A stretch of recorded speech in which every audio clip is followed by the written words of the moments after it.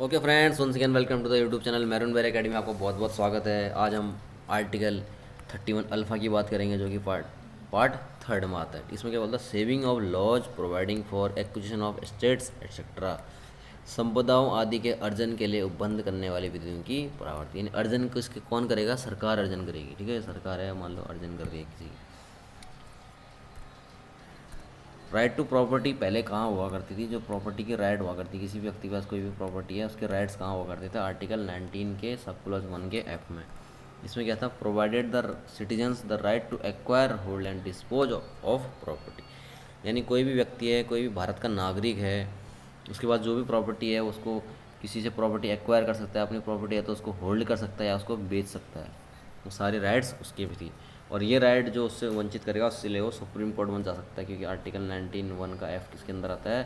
Fundamental rights के अंदर आता है। तो फंडामेंटल राइट्स के लिए क्या सीधे सुप्रीम कोर्ट जा सकते हैं, लेकिन इसको हटा दिया गया। क्यों हटाया गया ये हम आगे बात करेंगे। इसके अलावा उस टाइम पर राइट टू प्रॉपर्टी में क्या था? आर्टिकल 31 था, जिसको भी हटा दिया गया। इसमें क्या था?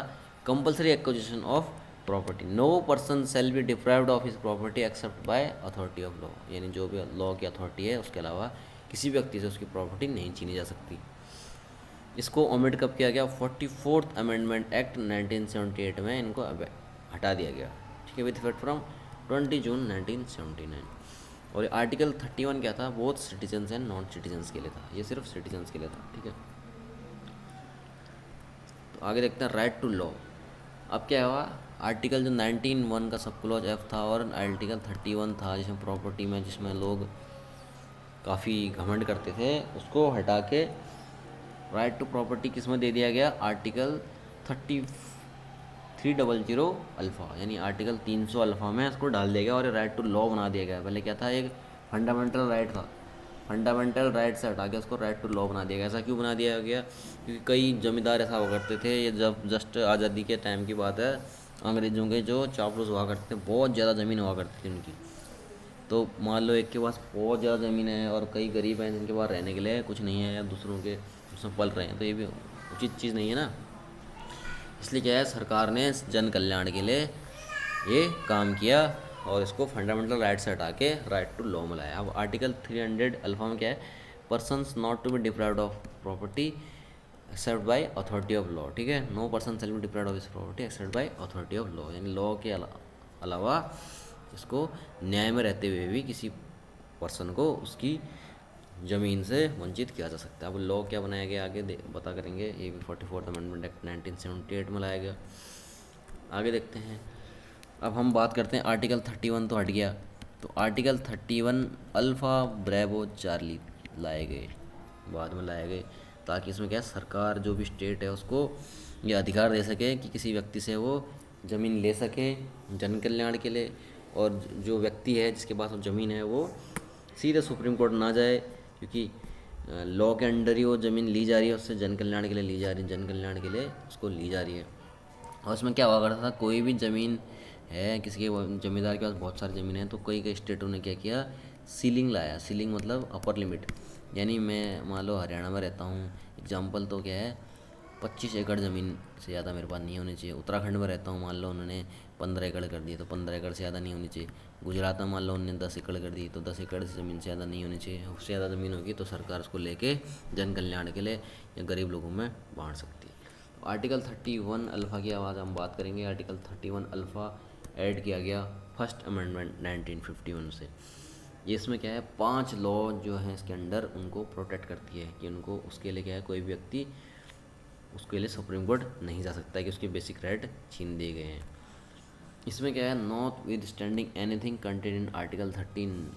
आर्टिकल 13 जो है राइट देता है किसी भी व्यक्ति को, उसके अगर वंचित होता है तो सीधे सुप्रीम कोर्ट जा सकता है, पर इन 5 लॉज में वो सुप्रीम कोर्ट नहीं जा सकता। ये अधिकार दिए गए स्टेट को। तो ये जो 5 लॉ हैं, shall be deemed to be void on the ground that it is inconsistent with or takes away or abridges any rights conferred by Article 14 और Article 19। आर्टिकल 14 और 19 के, आर्टिकल 14 है राइट टू इक्वलिटी, समानता का। Article 19 है right to freedom. तो article 13, 14, 19 के लिए जो पहले लोग जाते थे कि मेरे को मेरे फंडामेंटल राइट से वंचित कर दिया है तो मैं सुप्रीम कोर्ट जाता हूँ, तो सिर्फ इन 5 लॉज के लिए बोल रहा है आर्टिकल 31 अल्फ़ा में जो ये 5 लॉ हैं, ए से लेके ई तक, जो अभी हम अगले स्लाइड में बताऊंगा, उसके लिए सरकार के पास अधिकार है, व्यक्ति का अधिकार नहीं है, व्यक्ति सुप्रीम कोर्ट नहीं जा सकता। ठीक है।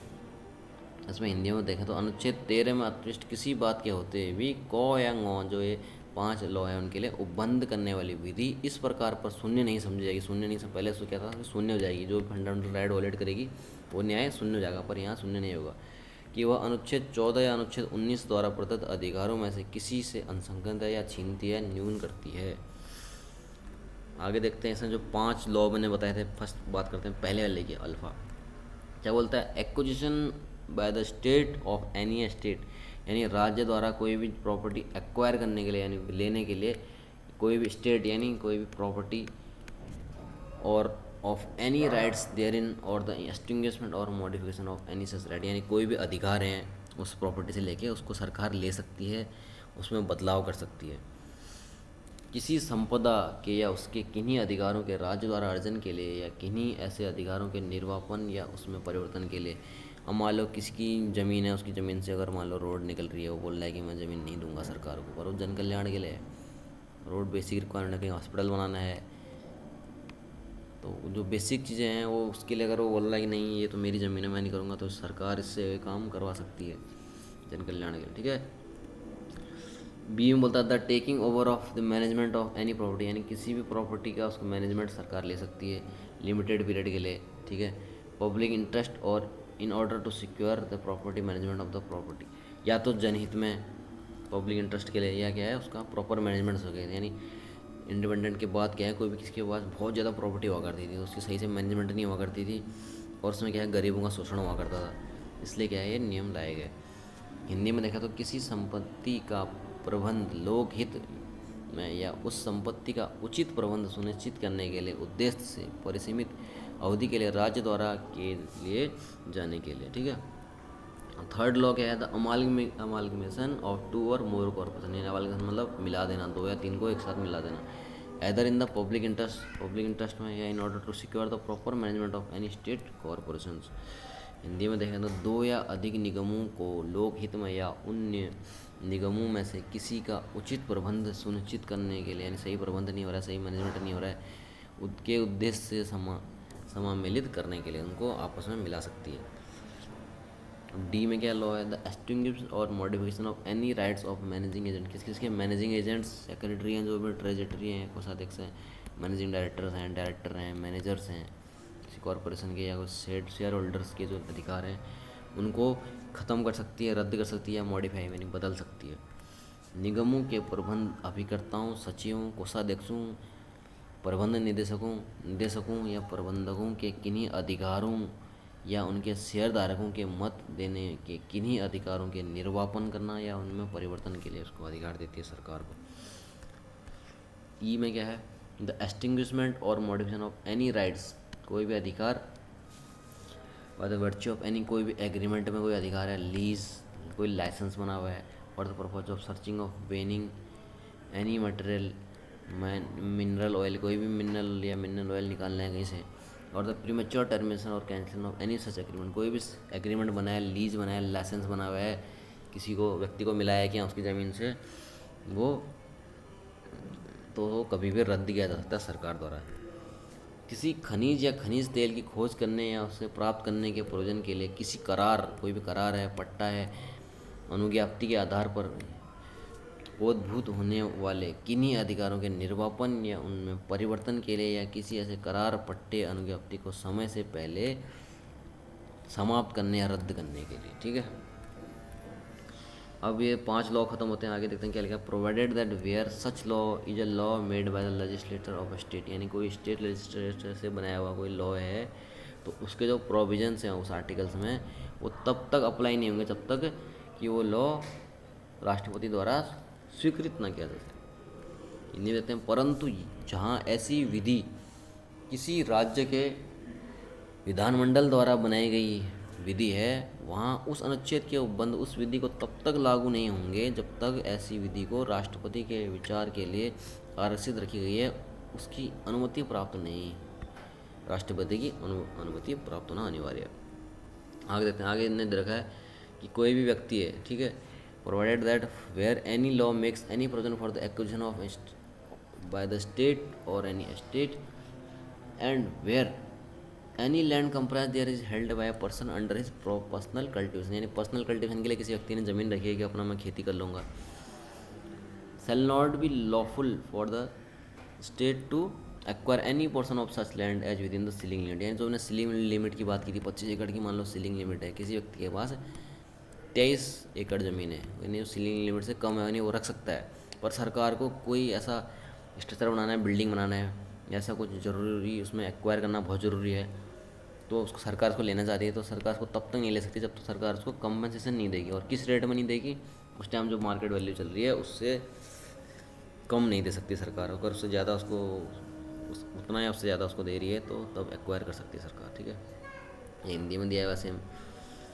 अब इस आर्टिकल में आगे क्या है, स्टेट, जो कि स्टेट यानी जो बार बार जिक्र हो रहा था स्टेट का, उसका जिक्र किया गया है, उसको डिफाइन किया गया है, उसकी जो मीनिंग है वो कहीं कहीं पर क्या है, जागीर बोला जाता है, कहीं इनाम मुआफ़ी, या कहीं जनमान राइट बोला जाता है, और ये कोई रिवायतवारी सिस्टम सेटलमेंट के हिसाब से किसी को ज़मीन रखी है किसी ने, ठीक है, एग्रीकल्चर के पर्पज़ के लिए रखी है, ठीक है, कोई वेस्ट लैंड है, फॉरेस्ट लैंड है, ठीक है, चराए वाले कोई ज़मीन है, कोई बिल्डिंग की साइट है, स्ट्रक्चर है, कोई कल्टिवेटर है, एग्रीकल्चर लेबरों द्वारा कोई ज़मीन है, तो उसको स्टेट को इसने डिफाइंड किया है कि स्टेट में क्या होता है, सेम हिंदी में दिया है।